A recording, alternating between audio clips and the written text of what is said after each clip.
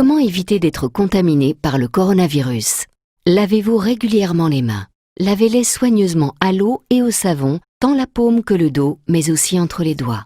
Comptez entre 40 et 60 secondes par lavage. Toussez ou éternuez dans le pli de votre coude et utilisez toujours des mouchoirs en papier. Jetez-les dans une poubelle fermée. Évitez autant que possible de vous toucher le visage, en particulier le nez et la bouche, avec les mains. Évitez les contacts rapprochés et évitez les poignées de main. Prenez soin de vous, mais aussi des autres.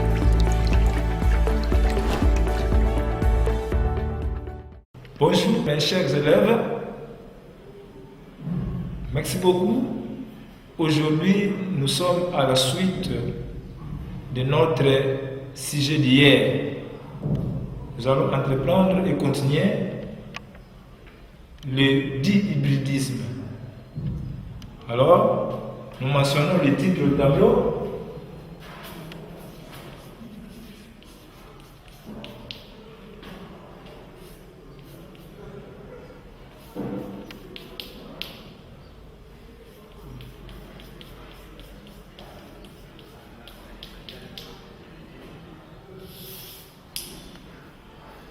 Voilà, nous allons passer à la petite révision. Donc, nous allons passer au rappel. Qui peut nous rappeler le sujet que nous avons étudié? Très bien. Nous avons parlé de dihybridisme. Alors, on avait distingué combien de cas, de grands cas.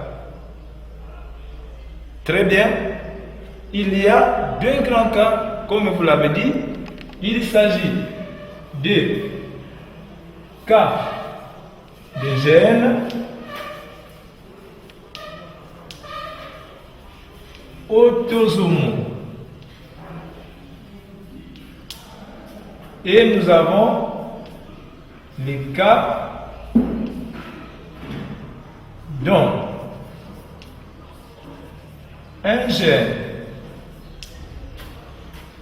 est lié au sexe et l'autre autosomal. Voilà. Mais nous devons savoir que dans le premier cas, sur les gènes autosomaux, nous avons encore trois sous-cas. Nous avons le dihybridisme avec dominance totale, dihybridisme sans dominance et dihybridisme avec dominance partielle.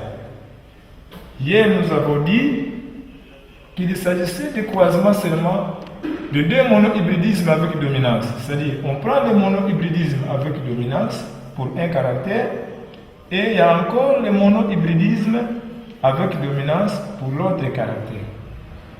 Ici, c'est le monohybridisme sans dominance croisé avec le monohybridisme sans dominance pour l'autre caractère. Donc cela signifie que il faut bien maîtriser le monohybridisme. Et ici, nous avons le monohybridisme avec dominance pour le premier caractère qui va se croiser avec le monohybridisme sans dominance pour le deuxième. C'est pourquoi on l'appelle dihybridisme avec dominance partielle. Pourquoi? Un caractère domine totalement l'autre. Chez l'autre caractère, il y a co-dominance. C'est le cas, par exemple, des jaunes lisses croisés avec vertes ridées. Mais les résultats obtenus à la première génération, c'est jaune lisse. Nous sommes au premier cas parce que jaune avec verte donne jaune. Donc c'est le jaune qui domine, c'est le premier monohybridisme. Lisse avec ridé donne lisse. Il y a aussi dominance. Et comme il y a dominance pour les deux caractères, on conclut que le cas est un cas de dihybridisme avec dominance totale. Mais si nous passons au deuxième cas, vous trouverez par exemple long. Long, rouge, croisé avec blanc, prénom court, blanc. Si nous pouvons prendre la taille de certains grains, automatiquement ça peut donner moyenne, et puis rose. Comprenez mon émotion. Long avec court. Long croisé avec court donne moyenne. Rouge croisé avec blanc donne rose. Donc, ni le long ne domine sur le court, ni le rouge ne domine sur le blanc. Automatiquement, on conclut qu'il y a des monohybridismes sans dominance qui se sont croisés. D'où on parle de dihybridisme aussi sans dominance. Et nous verrons les proportions à la suite. Nous sommes partis de... Revenons maintenant au premier cas, ou soit au deuxième cas. Long, rouge, croisé avec verte. Oh là là, prénom court, blanc. Mais alors, les résultats obtenus, on dit qu'on trouve l'individu long, rose. Voilà. Ici maintenant, long croisé avec court donne long. Donc c'est le long qui domine sur les courts. Il y a dominance, monohybridisme avec dominance. Quand nous partons au caractère couleur, rouge croisé avec blanc donne rose. Entre le rouge et le blanc, aucun caractère ne domine l'autre. D'où il y a codominance. Quand nous avons un cas de monohybridisme avec dominance totale qui se rencontre avec un autre caractère qui est codominant, le cas sera appelé dihybridisme avec dominance partielle. Chers élèves, le travail est le même pour tous les cas. Quand nous sommes sur les cas de gènes liés au sexe et l'autre est autosomal, c'est le cas par exemple de la drosophile. Une femelle aux yeux rouges, mais disons aux ailes vestigiales, VG. Là, je prononce directement, en rapport directement avec les génotypes pour que vous puissiez bien comprendre. Se croise avec un mâle aux yeux blancs, mais aux ailes, par exemple, normales. Aux ailes normales, mettons VG plus, que nous pouvons aussi appeler sauvage. Comprenez mon émotion? Le caractère ici, le rouge est lié au sexe. Le blanc, c'est-à-dire le caractère couleur, est lié au sexe, aux yeux rouges. Mais les ailes, caractère aile vestigial, un caractère imité, mais qui atteint directement les autosomes. C'est pourquoi ce cas sera appelé dihybridisme, dont l'un des caractères est lié au sexe et l'autre est autosomal. Merci beaucoup. Nous allons continuer. Qui peut maintenant nous rappeler l'expérience que nous avons parlé, que nous avons eue hier, puisque les lignes de conduite. Très bien. Hier, nous avons étudié l'expérience sur les poids senteurs. Mendel avait croisé les poids. Il avait considéré des caractères. Quels sont ces caractères qu'il avait considérés? La couleur et la forme. Plus précisément, il avait considéré ça comme jaune lisse, qu'il avait croisé avec verte. Il parlait de graines, ridées.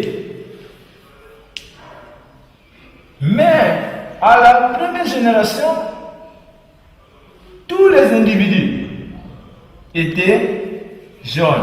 Après vérification des gousses, les gousses veut dire les poches dans lesquelles se trouvent les graines. Comme les graines d'arachide, il faut décortiquer. Quand vous ouvrez, les déchets là que nous jetons, c'est ça qu'on appelle les gousses.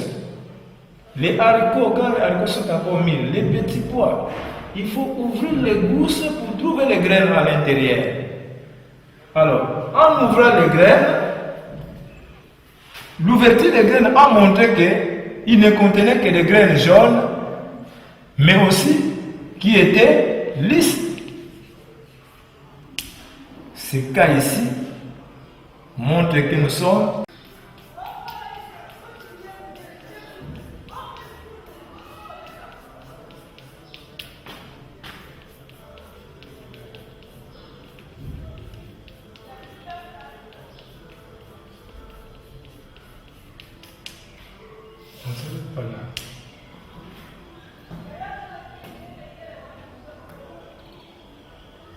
l'hybridisme avec dominance totale. Et voilà, nous continuons la suite de ce cas ici. Hier, nous avons étudié ce cas ici. Je vous dis que si vous comprenez les premiers cas, le reste des problèmes deviendra très facile à traiter. D'où aujourd'hui, je rappelle un peu ce que nous avons eu hier et nous allons entreprendre une autre méthode pour clore la séance. Nous avons dit, la première des choses à faire, c'est de chercher d'abord la lignée pire. Lignée pire. Qu'est-ce qu'on appelle lignée pire?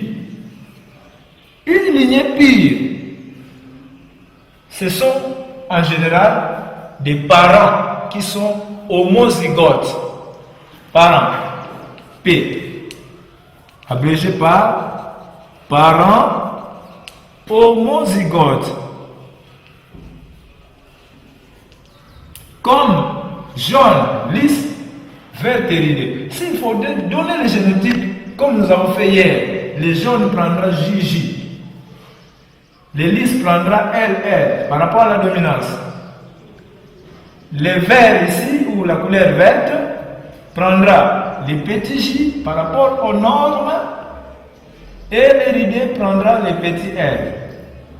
JJ, homozygote, LL, homozygote. J, petit J, homozygote, petit L, homozygote. Comprenez ça une fois pour les deux caractères. Chaque individu est homozygote, d'où l'individu sera appelé lignée pire. Pour comprendre la lignée pire, que ce soit en monohybridisme, que ce soit en dihybridisme, en tripolyhybridisme, il faut savoir qu'il doit avoir pour chaque caractère les mêmes gènes, les mêmes allèles. Je peux ajouter, surtout chez nous les hommes. Oh, un individu géant, aux yeux, aux gros yeux, mais des couleurs par exemple noires. Comprenez mon image. Géant, aux gros yeux, mais noir. S'il est de ligne pire, automatiquement je prendrai GG pour les géants. Peut-être gros, si on peut symboliser gros par la lettre A. En ce moment-là, AA symbolise le gros. Noir, NN. Là, l'individu est de lignée pire. Donc, pour être qualifié de lignée pire, il faut être homozygote.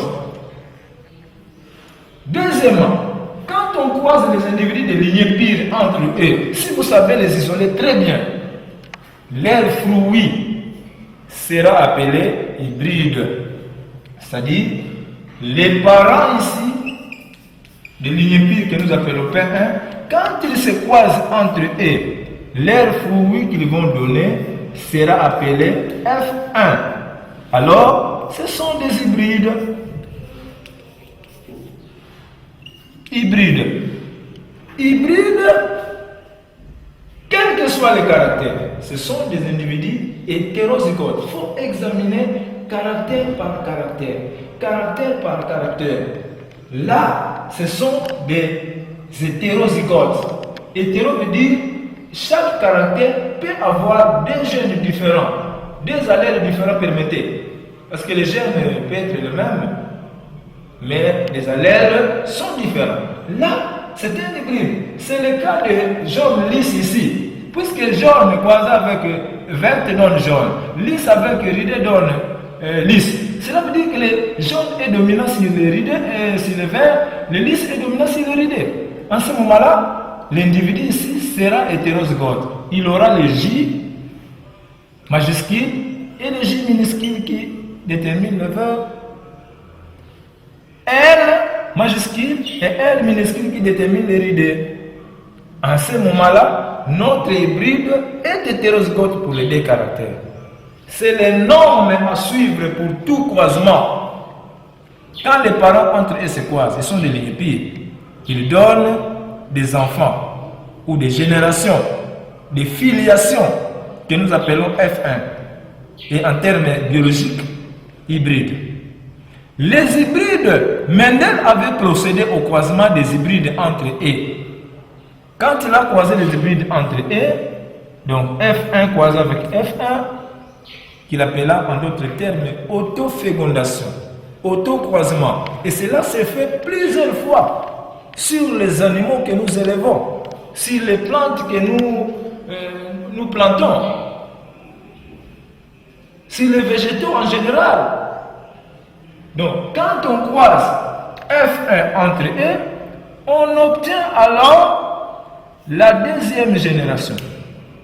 Sur quelle génération Mendel avait-il eu l'idée de la dominance? Il avait eu l'idée de la dominance à la première génération. Puisque nous avons dit au départ du monohybridisme et de l'hybridation générale qu'il existait trois lois. La première loi, c'est la loi d'uniformité. À la première génération, quel que soit le croisement, lorsque les parents sont de lignée pire, les hybrides sont toujours les mêmes. Ils sont semblables. D'où on appelle ça loi d'uniformité. La deuxième loi s'appelle pureté des gamètes. Pourquoi pureté des gamètes? Communément appelée ségrégation. Ségrégation indépendante. Je vais démontrer ça à la suite. Ségrégation indépendante. Disjonction. Puisqu'il y a séparation des caractères. Il y a séparation des caractères que nous allons, qui se démontre au premier cas que nous avons vu du monohybridisme et aussi au dihybridisme. Et nous allons passer aux troisième loi qui est la libre recombinaison. C'est ainsi, chers élèves, il faut savoir que les gamètes sont toujours à l'état de pureté. Lorsque vous êtes sur les cas de croisement, le meilleur temps à prendre, c'est d'interpréter, d'analyser, faire une très bonne analyse de l'exercice. Lorsque vous trouvez déjà la F1, c'est tout. Le cas devient facile. C'est ainsi. Nous allons passer à la deuxième méthode pour, n'est-ce pas, résoudre ces problématiques. Revenons ici. Si nous sommes ici chez les parents, P1 veut dire ligne pile, jaune, lisse, croisé avec verte, ridée. Ça, c'est les parents, P1.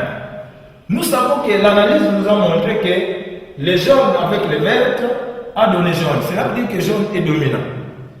Nous passons maintenant à la recherche des génotypes. Parce que les parents ici sont des lignes pires. Leur phénotype, si je peux parler des phénotypes, des points. P1, phénotype jaune, lisse, croisé avec vert et ridé. Maintenant, leur génotype, nous savons que les jaunes dominent sur la couleur verte. En ce moment-là, nous avons J, L, croisé avec verte, récessif, L. On a trouvé les génotypes des lignes pires. Pour ne pas avoir de problèmes, de chercher encore une échiquier d'épiner à part, chercher les gamètes directement. Nous savons que dans tous les cas d'hybridation, lorsque les parents sont homozygotes, ils ne produisent qu'un seul type de gamètes. Qu'on seulement un allèle de la couleur avec un autre allèle de la forme. C'est tout. Ils sont homozygotes. En ce moment-là, les gamètes sont JL pour les premiers. Même si tu vas continuer à croiser comme nous avons fait hier, vous allez trouver toujours 4 gamètes identiques. Donc, inutile de perdre le temps de résoudre une chose que tu as déjà fait en 1 minute, que tu peux faire en quelques secondes même. Et l'autre là va produire comme gamète JL. Maintenant, les deux gamètes vont se croiser, c'est-à-dire nous cherchons directement la F1 sans pourtant faire des échiquiers. La F1, nous prenons J avec J, ça nous donne grand J, petit J. L avec L, ça nous donne directement grand L, petit L. Conclusion. Même si je prenais permettais tous les 4 gamètes, je vous les déclare que nous aurons toujours les individus qui seront de cette forme ici. À ce moment-là, je conclus ici que à la F1, nous avons 100% des hybrides qui sont jaunes lisses. Et en génotype, je dirais 100% J, petit J, grand L, petit L. Maintenant, où est-ce qu'il y a les nommés sans poignée? Les nommés sans poignée, sur la deuxième, c'est les clés de traitement. Pour chercher la deuxième génération, c'est à toi l'élève à faire le choix. Soit tu trouves la méthode des gamètes, soit tu vas avec la méthode de bifurcation. Bifurcation. Hier, nous avons parlé de méthode des gamètes. Je rappelle tout simplement comment vous allez chercher les gamètes. Mais tout à l'heure, nous allons utiliser la méthode de bifurcation. Bifurcation vient du verbe bifurquer. Nous allons voir. Mais s'il faut bien chercher les gamètes, c'est une méthode aussi qui peut vous aider. Mais la méthode la plus tic au tac, c'est la méthode de bifurcation pour tout croisement. C'est tout qui commence de dihybridisme jusqu'au polyhybridisme. La bifurcation, c'est la méthode claire qui réside le traitement d'un exercice. Et si tu feras 10 minutes pour la méthode des gamètes, tu risques de faire même 3 minutes pour la méthode de bifurcation. C'est ainsi. Je vous rappelle tout simplement les gamètes, la recherche des gamètes. Hier, nous avons dit qu'on cherche les gamètes par la méthode de dichotomie, ou soit par la méthode de ségrégation, pour dire que les gamètes sont pires. Ça peut refléter l'image du caractère déjà masqué. En ce moment-là, dans ce cas, vous séparez seulement les allèles. Pour chercher les gamètes, comme nous avons fait ici, il suffit seulement de séparer. Je vous dis, prenez les jaunes ici, vous encadrez ça. Quand on encadre, quand on ferme, ça signifie qu'on ne prendra pas directement en compte ça. On ne va pas commencer à compter par les carreaux ici. On ouvre. Nous allons faire notre arbre de bijection. Nous avons J, petit J, que vous allez croiser avec les 2 autres allèles des caractères formes L, L. L, L. On obtient les gamètes J, L, J, petit L, petit J, grand L, petit J, petit L. Voilà, on obtient 4 gamètes. Et ce sont ces 4 gamètes que vous allez croiser. Si vous ne voulez pas, utilisez la ségrégation. La ségrégation veut dire quoi? Quand vous avez J, petit J, L, L, faites la ségrégation. Les premiers J ici se croisent avec les premiers L. On obtient JL, virgule. Le premier J se croise avec le deuxième L. On obtient grand J, petit L. Voilà le problème. Vous reprenez le deuxième J. Le deuxième J se croise avec le premier L. On obtient petit J, grand L. Troisième gamète. Et le deuxième J avec le petit L. On obtient aussi petit J, petit L.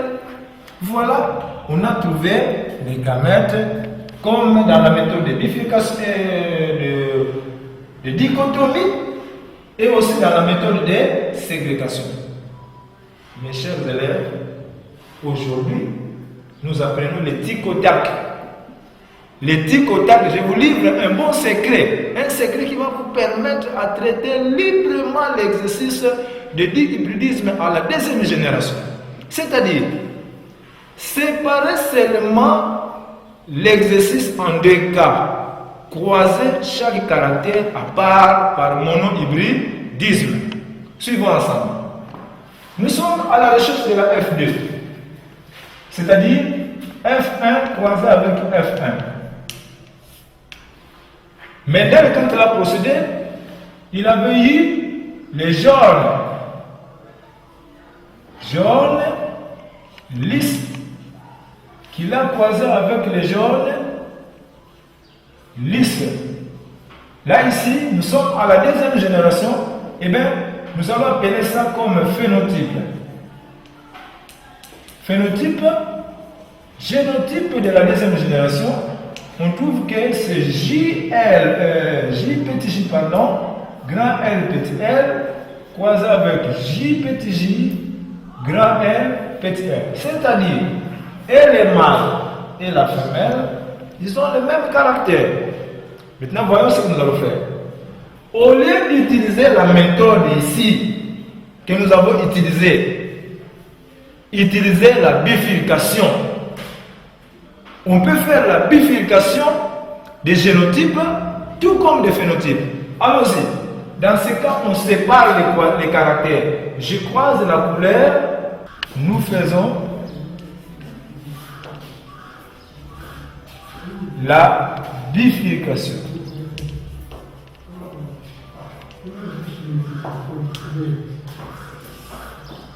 Maintenant, qu'est-ce que nous allons faire? On sépare les caractères. On prend la couleur croisée avec la couleur par monohybridisme, la forme avec la forme aussi par monohybridisme. Ça veut dire quoi? J, petit J, croisé avec J, petit J. Mettez une implication là-bas, ou une bi-implication. De l'autre côté, à la forme, L croisé avec. Maintenant, on commence à faire les croisements. Le croisement est vraiment facile. Vous prenez J avec J. Donne JJ. J avec petit J. Donne J petit J. Suis bien. Maintenant, nous prenons le petit J. Petit J avec grand J. Donc, on commence toujours par le majuscule, doit en principe donner grand J, petit J. Il fallait réécrire ça ici, comme ça. Mais c'est inutile. Vous enlevez ça, parce qu'il y a déjà un précédent là-bas, vous multipliez seulement par 2. Ça signifie que nous avons obtenu des jaunes hétérozygotes. Et enfin, petit J avec petit J, nous avons petit J, petit J. Si on peut interpréter ça, JJ, jaune, deux petits J aussi, les deux individus sont jaunes. Mais là, l'individu est vert. Ou soit la graine est verte. Nous passons à l'autre cas de croisement, toujours par monohybridisme. L avec L donne LL. Grand L avec petit L donne grand L, petit L. Même problème revient. Petit L avec grand L donne grand L, petit L. D'où nous multiplions seulement ici par 2. Et nous avons à la fin petit L, petit L. Quand vous arrivez à ce niveau, c'est à vous d'analyser. Qu'est-ce qu'on m'a demandé? Est-ce qu'on m'a demandé la proportion génotypique ou bien la proportion phénotypique? Si on me demande la proportion phénotypique, directement j'interprète d'abord le monohybridisme ici. J'interprète d'abord le monohybridisme. Ça veut dire quoi? Je trouve que sur 4 individus obtenus ici, 3 ici sont jaunes. 2 hybrides, 1 homozygote. Je marque 3 sur 4 jaunes. Là, je marque un cas verte, graine verte. De l'autre côté, nous avons 3 cas lisses. Et puis, un cas ridé. Maintenant, c'est à toi de connaître, tu vas faire la bifurcation des génotypes ou bien des phénotypes. Si tu veux vite arriver à la réponse, tu bifurques les phénotypes. Comment? Commencer à multiplier les proportions et les caractères par les caractères de l'autre hybridation. Je veux dire, 3 quarts multipliés par 3 quarts va nous donner 9 sur 16 qui sont comment? Jaunes, lisses. 3 quarts font 1 quart. Nous donne 3 16e jaune ridé. 1 quart fois 3 quarts donne 3 16e verte lisse. Attention, si nous sommes ici, 1